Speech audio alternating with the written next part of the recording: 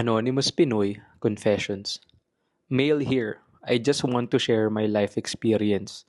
Married kami ng misis ko for 1 year, pero nagsasama na kami for 10 years. In those 10 years, medyo stable naman yung income ng business ko. One day, na-down yung pinaka-main source ng income. Then eventually, napilitan ako mag-work pati na ang misis ko. Doon na nagsimula yung parating away. At main root ng away is pera. Medyo busy siya sa work at ganun din ako. Napilitan akong dumayo ng ibang lugar para sa trabaho. Hindi ko namalayan may boyfriend na pala. Hindi ko nalaman nung nagka-boyfriend siya. Doon ko na lang nalaman na nabuntis na pala siya ng iba. Ang sakit. Ang hapde.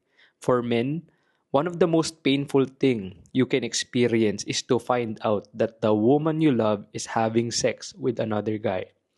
Gusto kong magsampa ng kaso, pero hindi ko magawa. May mga bagay akong kinukonsider. Una is, ayaw ko makitang nasasaktan ang mga anak namin.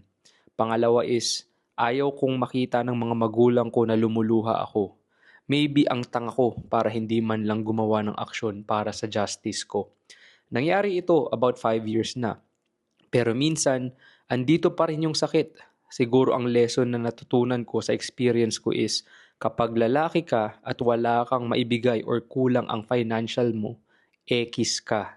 It makes me think na women love conditionally, while men love unconditionally. Hindi ko nila lahat, pero majority.